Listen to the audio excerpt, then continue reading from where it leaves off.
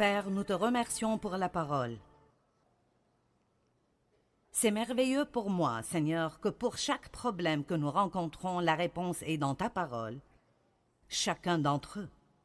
Et clairement, si nous voulons vivre de la façon dont tu nous guides, nous n'aurons pas de stress.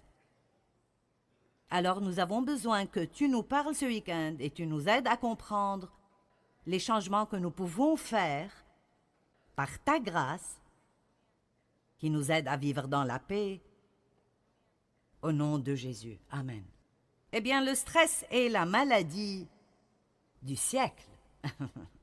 C'est un business de plusieurs milliards de dollars. Le traitement du stress, le remède pour le stress, que ça vienne du fait de payer un psychologue ou de différents médicaments ou livres ou cours de gestion du stress ou séminaires ou quoi que ce soit. Vous avez vu comment vous avez réagi? Et quand j'ai dit au groupe de louanges ce que j'allais enseigner, ils ont tous dit « Oh, nous allons vraiment écouter ce week-end. » Et alors, je pense sûrement que nous comprenons tous que ce n'est pas la volonté de Dieu pour nous de vivre sous pression et avec du stress tout le temps. Combien d'entre nous comprennent que ce n'est pas la volonté de Dieu, d'accord? Et donc, c'est une maladie de notre culture. Mais même si nous vivons dans une culture, ça ne veut pas dire nécessairement que nous devons adopter cette culture. Écoutez ce que je dis. Autrement, nous finirons par faire des excuses pour tout. C'est la façon dont le monde est aujourd'hui. Mais cela n'a pas besoin d'être la façon dont votre monde est. Amen. Je vais demander cela de nouveau. Juste parce que c'est la façon dont votre monde est aujourd'hui, ça ne veut pas dire que ça doit être la façon dont votre monde est, ou la façon dont mon monde est. Et je peux vous dire, si quelque chose changera dans vos vies ou dans ma vie, alors nous devrons prendre la responsabilité de le changer. Maintenant, la première chose que nous faisons dans toute situation est d'aller vers Dieu. Mais je pense que nous nous perdons entre ce que Dieu fera et ce qu'il nous rendra capables de faire. Vous voyez, nous prenons part avec Dieu. Nous sommes des partenaires de Dieu. Et je pense vraiment que beaucoup de fois, les gens pensent que la prière est juste faire que Dieu répare tout cela. Alors que je ne fais juste rien, ou je continue même de faire les mêmes choses stupides que je fais déjà. Mais maintenant, je m'attends à ce que Dieu se débarrasse en quelque sorte de la récolte que je sème dans ma propre vie. Est-ce que vous comprenez? Et alors, quand vous priez, vous devez ouvrir vos oreilles pour écouter ce que Dieu vous dira concernant quelles sont les causes de vos problèmes. Maintenant, parfois il n'y a rien que nous puissions faire, et si c'est le cas, alors Dieu vient et fait tout. Mais souvent, la racine de votre problème est que nous vivons juste avec un manque de connaissances et dans ce que la Bible appelle l'ignorance. Nous ne marchons pas dans la sagesse, nous faisons des choses parce que c'est juste la culture dans laquelle nous vivons, et c'est ce que tout le monde fait, et donc nous faisons cela. Mais nous devons retourner à la parole de Dieu tout le temps, retourner à la parole de Dieu, et les proverbes sont pleins de sagesse. Retournons à la parole de Dieu et prenons un engagement de ne pas vivre d'après ce qui arrive autour de nous, mais de prendre des décisions d'après la direction du Saint-Esprit. Combien croient que si nous sommes tous dirigés par l'Esprit, nous aurons des vies plutôt paisibles? D'accord. Donc, je n'ai pas de baguette magique que je remuerai au-dessus de vous pour que tout votre stress disparaisse. Et personne d'autre non plus, en fait. Je pense que parfois, quand les gens vont à des cours de gestion du stress ou de conseil, je ne pense pas qu'ils vont souvent avec cette pensée « je suis prêt à faire un changement ». Ils pensent plutôt « je veux que quelqu'un résolve mon problème ». Et nous devons nous arrêter ici une minute où toute cette chose sera inutile. Je ne peux pas résoudre vos problèmes, et Dieu non plus, si vous ne faites pas ce que Dieu vous dit de faire, ou faites ce que Dieu vous dit de ne pas faire. Je veux que vous compreniez ceci, parce que c'est venu à moi vraiment fortement, que la prière n'est pas « maintenant Dieu va réparer tout cela ». Je veux dire, il y a tellement de fois où c'est ce qui arrive parce que peut-être que vous faites déjà ce que Dieu vous demande de faire et maintenant Dieu doit faire sa part. La prière n'est pas juste parler à Dieu. La prière, c'est aussi écouter Dieu. Et Dieu répond bien. Il ne parle peut-être pas exactement comme nous le faisons, mais Dieu communiquera avec vous de plusieurs différentes façons. Dieu vous parlera aujourd'hui à travers ma voix. Si vous écoutez, il parle à travers la parole de Dieu. Il parlera à travers un petit enfant. Dieu parlera à travers une circonstance. Je veux dire, il parle de différentes façons. Et nous devons prier et obéir. Il n'y a pas une seule personne dans cette salle ou qui regarde à la télévision qui ne peut pas échanger une vie de stress contre une vie de paix. Si vous êtes prêt à ne pas juste avoir une formule magique, mais à vraiment commencer à arriver à la racine de certains des problèmes à cause desquels vous avez du stress, et vous devez alors être prêt à faire les changements qui doivent être faits avec l'aide de Dieu. Je le dirai encore et encore, sans lui, nous ne pouvons rien faire. Mais je pense que c'est aussi sûr de dire que sans nous, il ne fait pas grand-chose. Hein? Je ne sais pas. Es-tu sûr que c'est dans la Bible? Oui, je suis sûr de cela. Ce n'est peut-être pas dit comme cela, mais Dieu nous dit d'oublier nos soucis et pas nos responsabilités.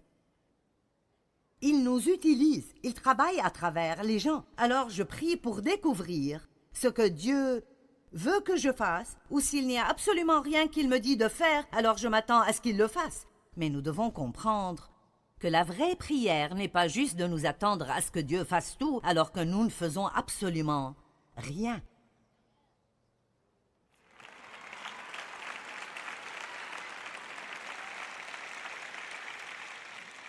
Le stress est tout autour de nous, et il y a peu de chances qu'il diminue. Donc, quelles sont nos options? J'ai essayé pendant de longues périodes de temps de changer tout autour de moi, et c'est peut-être là où vous êtes maintenant. Eh bien, si tu arrêtes de faire ça, j'aurai la paix. Et si tu arrêtes de faire ça, j'aurai la paix. Et si tu commences à faire ceci, alors j'aurai la paix. Si j'avais plus d'argent ou si j'avais un meilleur patron, j'aurais la paix. Et c'était toujours quelque chose d'extérieur. Allons maintenant. C'était toujours quelque chose d'extérieur qui était la raison pour laquelle je n'avais pas de paix. Et vraiment, ça nous ramène en arrière jusqu'au jardin d'Éden, le blâme. La femme que tu m'as donnée, elle me l'a donnée.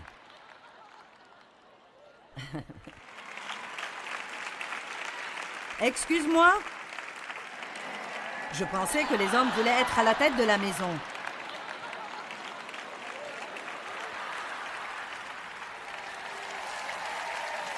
Quoi, à propos d'être à la tête du jardin, il faut commencer comme il faut. Ne vous inquiétez pas, je continue. Mais tant que nous ne quittons pas de cette notion que, eh bien, tu sais, je veux juste de la paix et tu voles ma paix. Et si mes circonstances changeaient, j'aurais plus de paix. Vos circonstances, je ne veux pas être décourageante. Vos circonstances changeront peut-être, mais vous en aurez d'autres. Hein? Je veux dire, c'est vrai, vous savez, vraiment. Celles que vous avez s'en iront. Quelque chose d'autre viendra. Nous devons juste apprendre comment être dans le monde, mais ne pas agir comme lui. Donc le stress est tout autour de nous. Il n'est pas prêt de diminuer, donc quelles sont nos options? Eh bien, nous n'en avons que deux d'après ce que je perçois. Continuer à être stressé jusqu'à ce que nous craquions. C'est une option et, tristement, je sais que certains de vous prendront cette option. Ou vous pouvez apprendre à ne pas être affecté par le stress en l'empêchant de venir en vous. Ce qui est autour de nous n'a pas besoin d'entrer en nous. Amen. La paix a été définie comme étant un cœur calme. Et mon Dieu, j'aime cela. un cœur calme. Jésus était entouré par des situations stressantes, rejeté par sa famille et ses amis. Certains passent par cela maintenant. Vous laissez cela vous stresser. Accusé d'être vil, accusé de faire quelque chose ou avoir une sorte de motif méchant qui n'est pas vrai à votre propos du tout. Les fausses accusations peuvent nous stresser. Nous voulons convaincre tout le monde que nous sommes bons.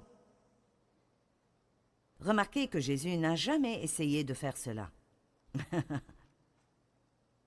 Ses disciples avaient besoin de beaucoup de corrections. Il les édifiait pour le travail de porter l'Évangile au monde et ils avaient une période très courte pour faire cela.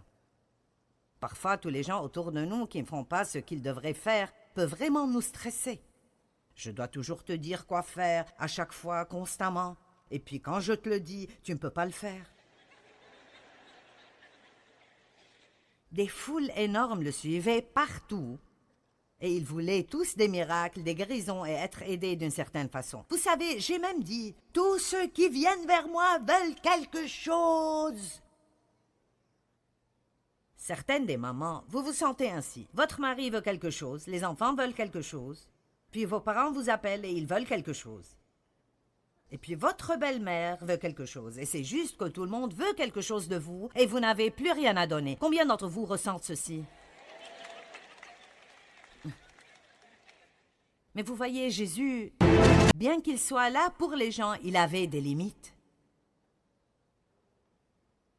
Et nous allons parler des limites plus demain soir. Vous savez, si vous ne voulez pas que le chien des voisins fasse ses besoins dans votre jardin, alors mettez une barrière.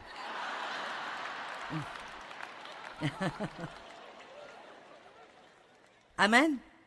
Et cela veut dire que nous devons mettre des barrières autour de nos vies et dire « Tu peux t'approcher comme ça, mais tu ne peux pas venir plus près. »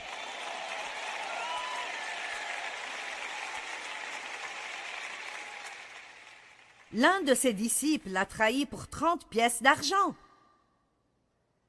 Pierre a même nié qu'il le connaissait à un moment critique dans sa vie, et Pierre était l'un de ses bons amis, proches. Il s'occupait mentalement et émotionnellement continuellement de savoir et d'être conscient de la souffrance qu'il allait devoir endurer sur la croix. Wow! Quelle journée stressante! Et quand même, au milieu de tout cela, il nous donne Jean 14, 27. « Je vous laisse la paix. » C'est ma propre paix que je vous donne et que je vous lègue. Je ne vous donne pas comme le monde donne. Que votre cœur ne se trouble point et ne s'alarme point. Cessez de vous permettre d'être agité et perturbé et ne vous permettez pas d'être effrayé et intimidé et peureux et mal à l'aise. Maintenant, ceci prouve le point que j'essayais de transmettre au départ. Dieu veut toujours que nous venions à lui dans la prière et il est toujours prêt à faire ce que nous ne pouvons pas faire. Il est un Dieu qui fait des miracles. Mais nous voyons ici, honnêtement, que si je vais croire cela, alors je n'ai pas besoin de prier pour la paix parce que j'ai déjà la paix. Je ne l'utilise juste pas. C'est ce qu'il a dit. Je vous laisse ma paix. Si nous sommes nés de nouveau, nous avons le prince de la paix qui vit à l'intérieur de nous. Donc, très profondément, si vous pensez à une masse d'eau et une tempête vient au-dessus de cette eau, vous allez voir des ondes et des vagues et une perturbation à la surface. Mais au fond, c'est juste aussi calme que ça peut l'être. C'est pour cela que la paix est décrite comme un cœur calme. Toutes sortes de choses peuvent arriver autour de nous, mais si nous maintenons une communication avec Dieu et nous continuons à lui faire confiance, nous pouvons toujours avoir sa paix. Cela ne veut pas dire que nous devons aimer la circonstance ou que ça ne fait pas mal. Mais ça veut dire que nous pouvons avoir ce genre spécial de paix. La paix que le monde offre est une paix qui marche seulement quand les circonstances nous conviennent. Mais Jésus nous a donné quelque chose qui est de loin supérieur à cela. Il nous donne une paix qui est vraiment la meilleure façon dont je pourrais le dire et que c'est une paix qui n'a pas de sens. C'est une paix irrationnelle. En d'autres termes, je ne sais pas comment j'ai la paix. Vous vous sentez embarrassé de dire à quiconque que vous avez la paix parce qu'ils penseront que vous êtes juste en train d'être hyper religieux ou quelque chose, mais vous pouvez honnêtement avoir la paix dans les circonstances les plus difficiles si vous avez vraiment une relation profonde avec Dieu. Et je vous le dis, je pense que nous avons besoin de plus d'enseignements plus profonds. Amen. Je pensais à cela cette semaine alors que je pensais à plusieurs choses différentes et comment il y a des années, il y avait en fait des conférences appelées « conférences de la vie plus profonde ». Et nous avons besoin de plus de cela. Dans Luc 5, Jésus a dit « Allez là où l'eau est profonde et préparez-vous pour une quantité ». Donc nous avons besoin d'apprendre comment vivre d'après nos cœurs et d'après nos esprits et pas juste continuer à réagir d'après tout ce qui arrive autour de nous. « Eh bien, je ne sais pas comment faire cela. Continue à prêcher, ma sœur. » D'accord, eh bien, quelle valeur donnez-vous à la paix? Vous n'allez pas recevoir beaucoup de cela si vous ne décidez pas que cette paix est probablement l'une des choses les plus précieuses que vous avez. L'amour de Dieu est là-haut, tout au sommet. La grâce de Dieu est géniale. Mais je vous le dis, cette paix, mince, c'est si important. Laissez-moi vous poser une question. Pourquoi sortiriez-vous même du lit si vous devez sortir du lit et être gêné toute la journée?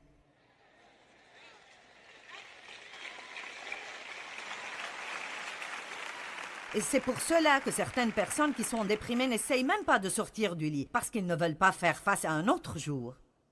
Mais ce n'est pas la réponse. La réponse n'est pas de se cacher de la vie. Ce n'est pas d'éviter vos problèmes.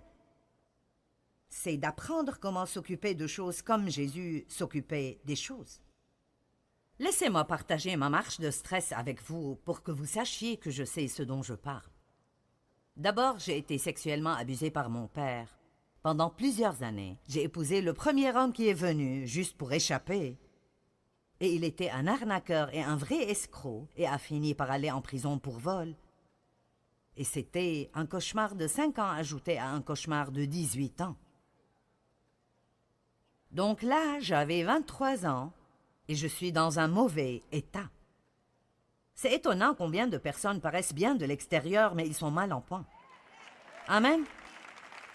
Et je pense qu'ils ont créé le mot dysfonction pour moi, vous savez.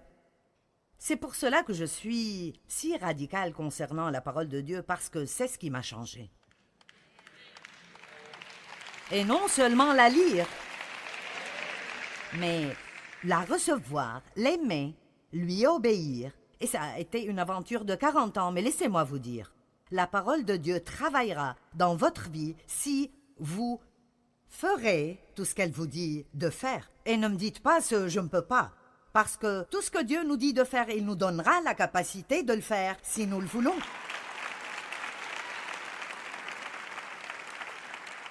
Donc je m'inquiétais, j'étais pleine de peur, j'étais en colère, je n'étais pas assurée. En résumé, je ne me sentais pas bien à mon égard. Donc j'ai essayé de trouver de la valeur dans mon travail et dans l'accomplissement. Donc j'ai travaillé jusqu'à la mort. Est-ce que vous êtes passé par là? Amen. J'avais des problèmes physiques à cause de tout le stress. J'ai créé des problèmes dans toutes mes relations personnelles parce que j'étais surchargée tout le temps. Savez-vous que si vous êtes stressé tout le temps, vous n'êtes pas facile à côtoyer? Point final, fin de la conversation.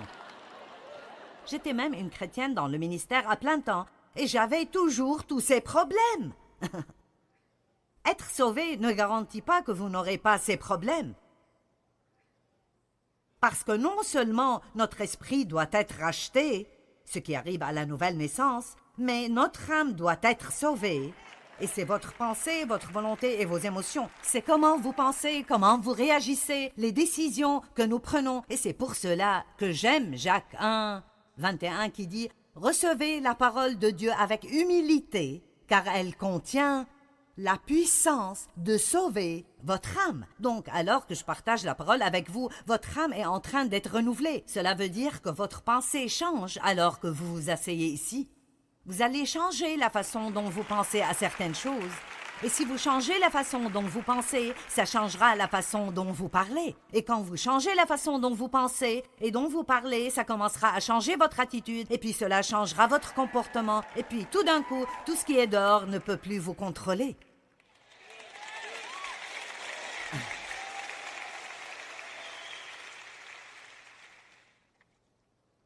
Après plusieurs années de tourments, j'ai finalement décidé que j'allais avoir la paix à tout prix. Et je veux m'arrêter et dire que Dave était un grand exemple pour moi. Et si vous êtes l'une de ces personnes très paisibles et vous pensez que vous n'avez pas vraiment besoin de cela parce que vous n'avez pas de problème de stress, vous en avez vraiment besoin parce que vous côtoyez des tas de personnes qui en ont. Et vous ne les comprenez probablement pas non plus. Vous dites, quel est ton problème? Pourquoi te fâcherais-tu à ce propos? Pourquoi t'occuperais-tu de cela? Eh bien, ils sont comme ça. Mais vous voyez, Dave était un grand exemple pour moi. Que je pouvais avoir la paix parce que je venais d'un endroit où je ne savais même pas ce que c'était. Combien d'entre vous ont grandi dans une maison et une atmosphère colérique, violente et outrageuse, et vous ne saviez même pas ce à quoi la paix ressemblait? Je ne savais pas ce que c'est. Quand je commençais à avoir la paix, ça m'ennuyait. Et comme c'est stupide, j'étais vraiment ennuyée. C'était comme... Honnêtement, si je n'étais pas fâchée et je n'avais rien qui m'inquiétait et je n'étais pas en colère contre rien, je ne savais pas quoi faire de moi-même. Et je ne plaisante pas. Je me souviens de m'asseoir dans un fauteuil à bascule en pensant « c'est ennuyant ».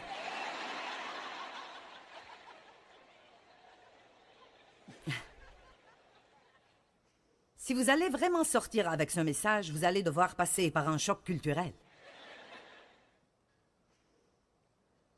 J'ai décidé que si Dave pouvait l'avoir, je pouvais l'avoir. Si quelqu'un pouvait l'avoir, je pouvais l'avoir. Alors j'ai pris une décision. Et si je ne fais rien ce soir d'autre que de vous amener au point de prendre une décision, je veux que vous preniez une décision que quoi que ça demande, allez, quoi que ça demande, je veux que ceci tombe en vous comme une pierre. Quoi qu'il arrive, je vais avoir la paix.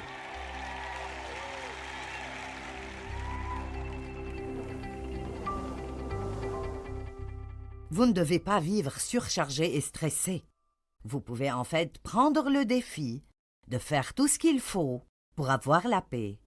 Et l'une des façons de commencer est de reconnaître que Jésus vous a déjà donné la paix. Vous avez la paix en vous. Vous avez juste besoin de l'exercer et y accéder. Dans Jean 14, 27, il a dit « Je vous laisse ma paix. C'est ma paix parfaite que je vous donne. »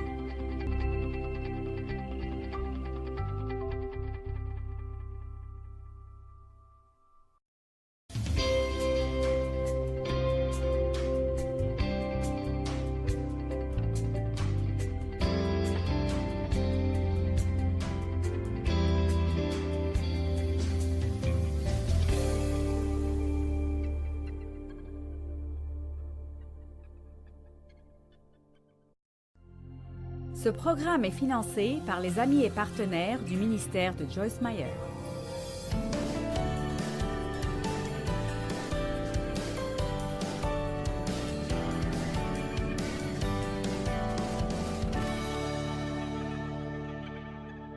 Certains des problèmes que les gens ont dans leur vie maintenant, vous ne les aurez pas du tout si vous poursuiviez la paix. Suivez votre cœur. 1 Pierre 3, 11. Qu'il se tourne du mal et s'en éloigne, qu'il fasse ce qui est bien, qu'il recherche la paix l'harmonie, le calme face à ses peurs, les passions agitées et les conflits moraux, et qu'il recherche avec ténacité. Écoutez, ne cherchez pas juste les relations de paix avec Dieu, avec votre prochain et avec vous-même, mais poursuivez-les et pourchassez-les.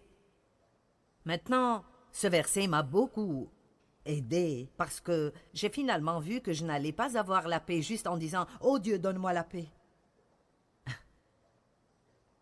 Oh Dieu, donne-moi la paix. Dieu, s'il te plaît, donne-moi la paix. Eh bien, je prie pour la paix.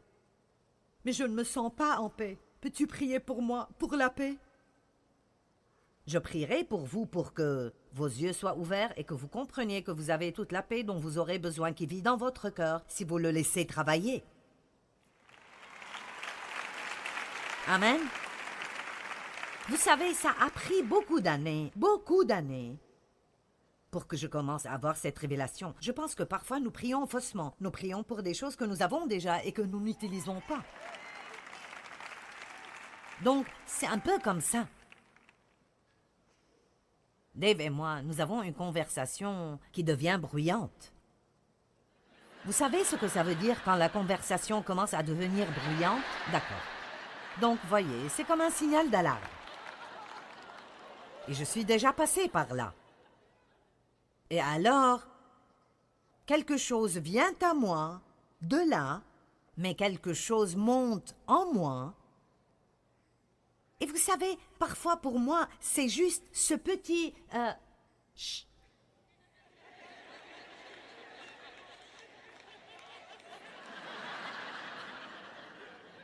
Ça n'a pas pris une série de 4 parties. Je savais que Dieu me disait de me taire.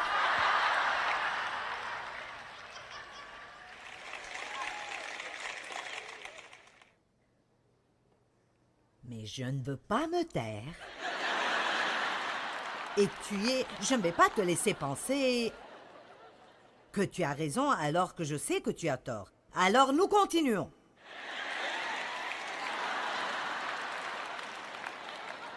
Mais vous voyez, même si cela mérite peut-être, si je laisse cette paix qui est en moi agir, alors je pourrais rester assez calme dans cette situation.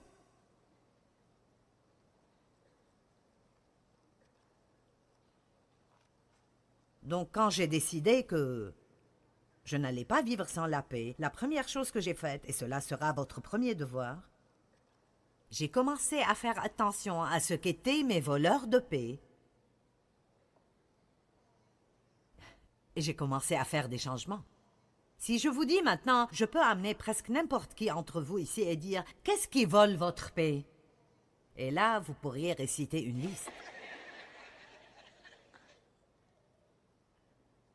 Donc, vous devez faire une liste. Vous avez besoin de faire une liste des choses qui volent votre paix et vous devez réaliser que le diable sait ce que chacune d'elles est.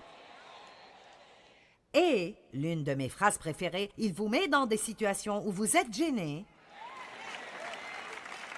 parce que pas de paix veut dire pas de puissance.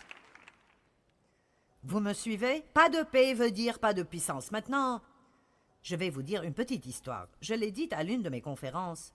Mais elle est fraîche, donc je vais la dire de nouveau. J'ai fait un petit enseignement, l'un de ces petits enseignements de studio que je fais parfois, avec une petite audience à propos de semer et récolter. Et je ne parlais même pas particulièrement de semences et de récolte financière. Je parlais de semer et de récolter dans tout domaine de notre vie. J'aime ce truc de semer et de récolter parce que je sens que ça me donne une mesure de contrôle sur ma vie. En d'autres termes, si je veux plus d'amis, ce que je dois faire est d'être plus aimable. Si je veux que les gens soient bons envers moi, tout ce que je dois faire est de commencer à être bon envers eux. Donc c'est vraiment une chose sympa que Dieu nous a donnée. Nous devons toujours attendre pour avoir. Nous disons, pourquoi ne me donnes-tu pas ce que je veux? Mais Dieu dit que vous devez semer un peu d'abord. Puis vous récolterez. Donc, j'aime vraiment cela. Donnez grâce et vous en recevrez. Semez le jugement, vous aurez le jugement. Ça marche dans toute région de votre vie. Vous aidez les gens, Dieu vous donnera des gens qui vous aideront quand vous avez besoin d'aide. Après que j'ai fait l'enseignement, Ginger et moi nous parlions. Et j'ai en quelque sorte décidé que j'allais tester cela moi-même.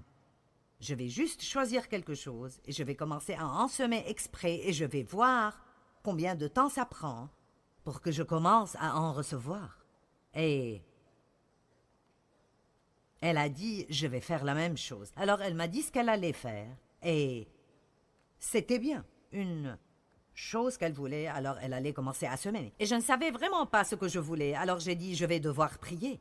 J'ai commencé à prier en disant, Dieu, qu'est-ce que je veux vraiment? Et ici aussi, je ne dis pas ça pour paraître comme si j'essayais d'être très religieuse, mais plus que tout ce que je voulais à ce point dans ma vie, ce que je voulais est que la puissance de Dieu soit sur moi d'une telle façon que quand je prêche l'Évangile, les gens sont libérés et guéris et délivrés et sauvés et remplis du Saint-Esprit.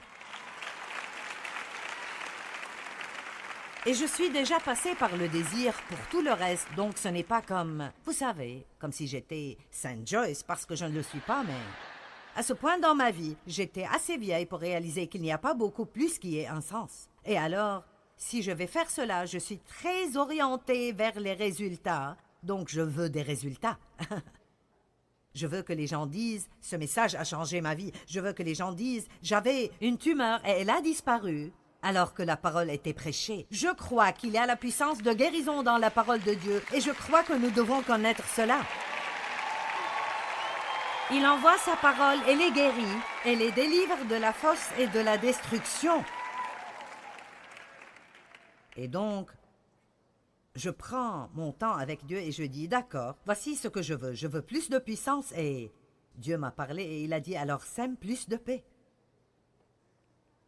Et immédiatement, j'ai vu une situation que j'avais traversée ce jour-là, le jour de choses que nous traversons tout le temps. J'ai commandé du matériel à un endroit où j'ai acheté des étoffes pour couvrir des chaises à la cuisine. J'ai commandé 8 mètres, que tout le monde dise 8. Mais quand ils les ont amenés, il y avait 6 mètres et demi.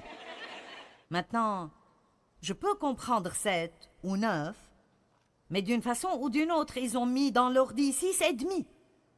Et alors, j'ai commencé. Pour l'amour du ciel! Je n'ai pas dit cela aux gens, je parlais à ma fille. Pourquoi les gens ne peuvent-ils pas faire ce qu'on leur demande de faire? Est-ce que quelqu'un a déjà fait ce commentaire? Et ma fille a rapidement répondu et j'ai su que c'était Dieu qui me parlait à travers elle. Et elle a tout simplement dit si doucement, eh bien, parce que les gens commettent des erreurs. Eh bien...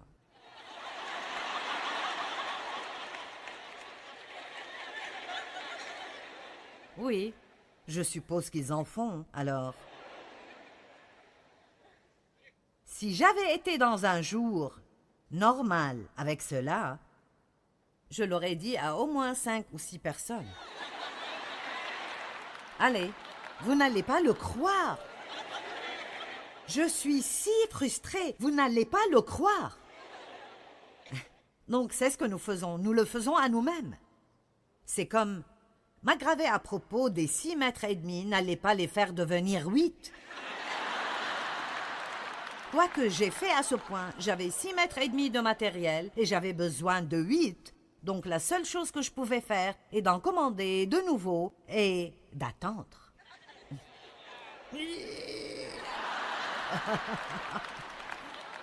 Ce que je ne voulais pas faire. Puis ils ont livré ma table basse et les gens qui l'ont livrée ont mis la boîte au milieu du salon et s'en allaient. « Wow, attendez!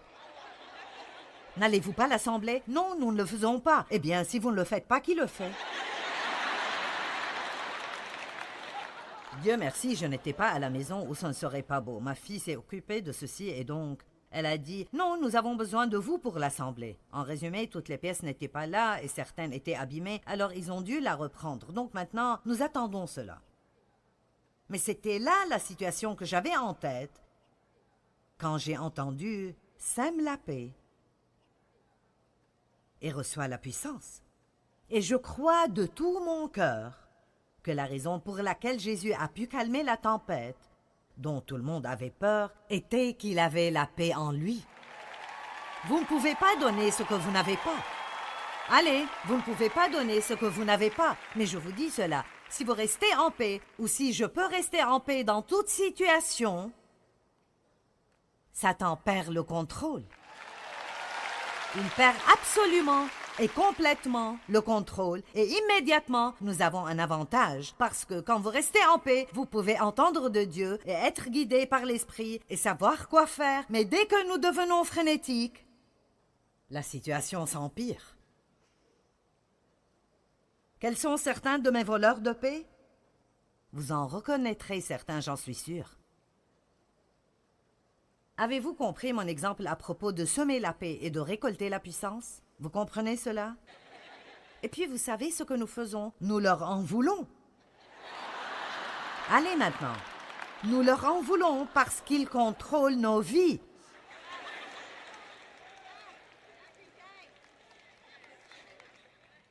Chaque jour, cette dame dit, chaque jour, ça m'arrive chaque jour.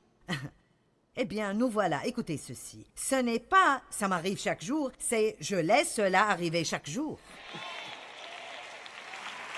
Oui. Point, bien reçu. Merci pour l'aide. Mais vous voyez, c'est exactement pour cela que nous restons dans le piège. C'est comme « oui, ça arrive avec moi tout le temps ». Pasteur Mike a partagé avec moi, et je vous dis cela pour édifier votre foi. Il a dit, quand je priais à propos des réunions ce week-end et l'enseignement, il a dit, j'ai senti que Dieu me montrait quelque chose, et c'est qu'il me rappelait de la femme qui était voûtée pendant 18 ans, et Jésus l'a délivrée. Et il a dit, je crois qu'il y aura des gens dans la conférence qui sont voûtés à cause des fardeaux du stress, pendant une grande partie de leur vie. Mais la parole ce week-end les libérera et ils se tiendront droit et se débarrasseront de ces fardeaux. Mais beaucoup de cela devra venir de ce qu'ils décident. Je ne vivrai plus comme cela dorénavant. Est-ce que je pousse déjà quelqu'un vers ce point? Je ne vivrai plus comme cela. Je ne vivrai plus comme cela dorénavant. Maintenant, rappelez-vous, cela ne veut pas dire que vos circonstances changeront. Vous devrez laisser Dieu travailler et vous changer. Eh bien, je ne peux rien y faire. Je sais, c'est là que j'ai commencé, mais je vous le dis. Si vous étudiez et trouvez toutes les écritures que vous pouvez trouver sur la paix, vous devez les écrire à la main, vous devez les mettre sur votre ordinateur et sur vos murs, vous devez les regarder et les regarder et les regarder jusqu'à ce que, quand quelque chose commence, même à vous déranger, la première chose à laquelle vous pensez est de rester en paix. Restez en paix. Maintenant, ce ne sera pas très difficile pour commencer, parce que vous n'êtes pas accoutumé à le faire. Mais mon Dieu, ça vous gardera de tellement de troubles. Je ne peux pas vivre comme ça. Je ne peux plus vivre comme ça dorénavant. Je suis trop vieille pour vivre comme cela maintenant. Ne pas faire confiance en Dieu, mince, ça cause tellement de stress. S'empresser. Oh!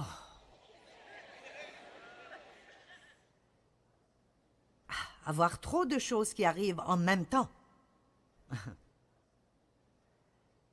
Compliquer des choses qui auraient pu être si simples. Vous avez entendu mes histoires à propos de transformer un simple barbecue en un cauchemar. C'est comme... Je ne sais pas si je peux cuisiner un simple repas. Et je dois avoir beaucoup plus que ce dont j'ai besoin. Allez à la maison de ma fille pour un barbecue et elle aura 3 choses. Viande, salade, haricots.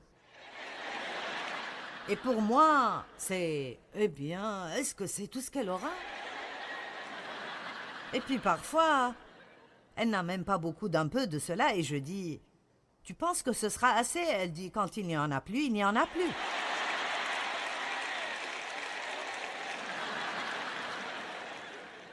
Donc là, je me fâche à cause de son barbecue. Et je commence à penser, je devrais amener quelque chose. Est-ce que quelqu'un d'autre que moi dans cette salle a un faux sens de responsabilité? Bon, Jésus m'a amené la bonne foule. Laissez-moi vous dire quelque chose. Je vous aiderai volontiers à réparer vos problèmes. Je vous donnerai des conseils et compliquer des choses qui auraient pu être simples. Trop de bruit pendant trop longtemps me fatigue maintenant. Je dois avoir du calme. Oh! Je ne comprends pas ces gens qui veulent que quelque chose arrive autour d'eux tout le temps. Et le volume de la musique, je suis comme...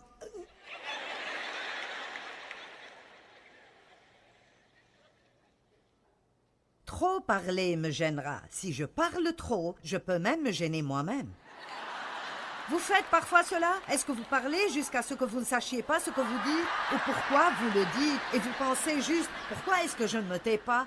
mais votre bouche continue de bouger et les paroles continuent à sortir?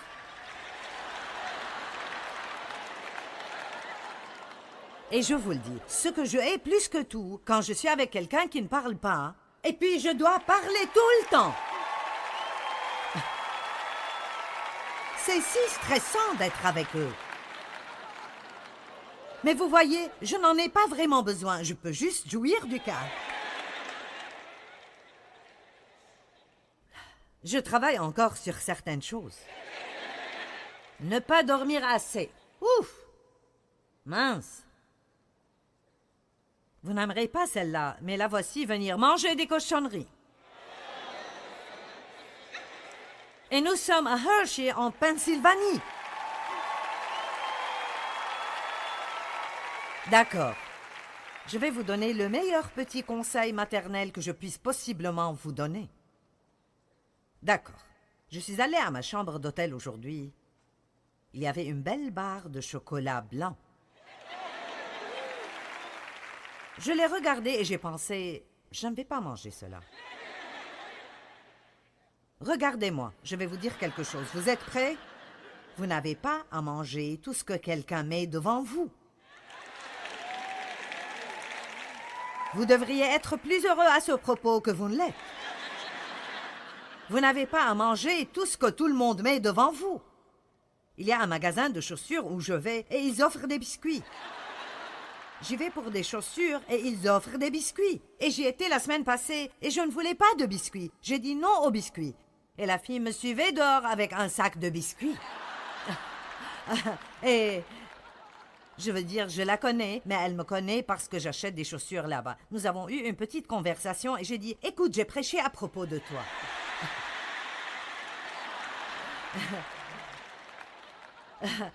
Je suis venue pour acheter des chaussures, pas des biscuits. Arrête d'essayer de me nourrir. Mais vous pouvez vous asseoir et regarder les gens juste. Mangez les biscuits, mangez les biscuits, mangez les biscuits. Ils sont là et ils mangent les biscuits. Oh, ils veulent que je prenne des biscuits à la maison, je les prendrai. Allez, mettez des limites. Mettez des limites dans vos vies. Prenez des décisions. Décidez ce que vous allez faire et arrêtez de laisser tout autour de vous vous contrôler.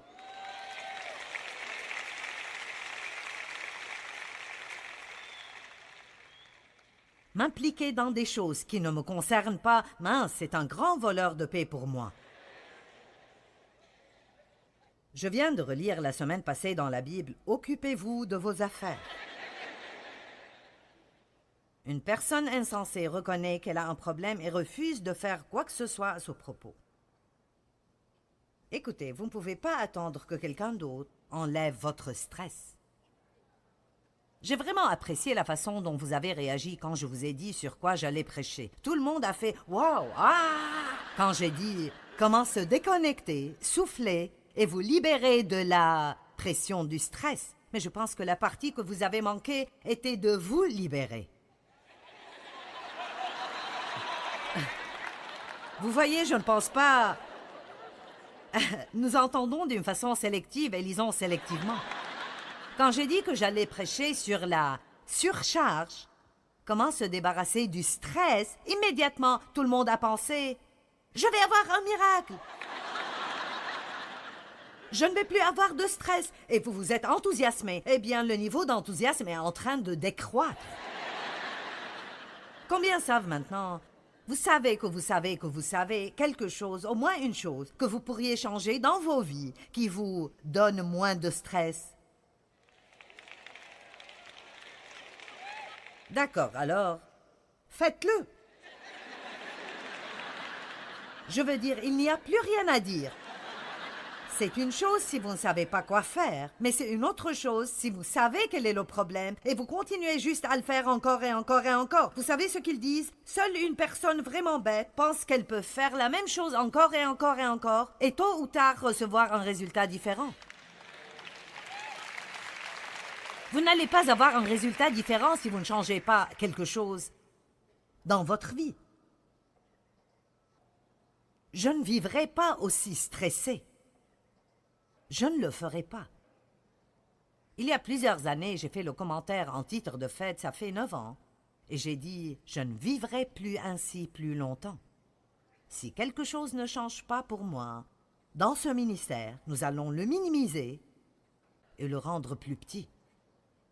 Au lieu d'essayer de le rendre de plus en plus grand, nous allons le rendre plus petit. » Dieu avait une réponse prête pour moi, mais je devais être prête à faire un changement.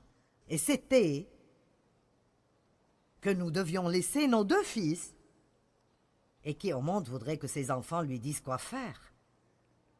Nous avons dû laisser nos 2 fils s'occuper de toutes les opérations de tous les jours dans le ministère. Et laissez-moi vous dire, ils l'ont rendu tellement meilleur qu'ils ne l'étaient quand je le faisais. Mais ils ne le font pas comme je le faisais. Et là, c'était difficile à gérer. Quand vous arrivez au point, maintenant écoutez-moi, au point où vous dites « Je ne vivrai plus comme ça dorénavant », je ne vivrai plus comme ça dorénavant, Dieu commencera à vous montrer des choses à faire. Mais alors vous serez ceux qui devraient dire « Je vais le faire ». Eh bien, vous n'avez pas besoin de vivre débordé et stressé. Vous pouvez en fait relever le défi de faire tout ce qu'il faut pour avoir la paix. Et l'une des façons de commencer cela est de reconnaître que Jésus vous a déjà donné la paix. Vous avez la paix en vous, vous avez juste besoin de commencer à l'exercer et y accéder. Dans Jean 14, 27, il dit « Je vous laisse ma paix. C'est ma paix parfaite que je vous donne. »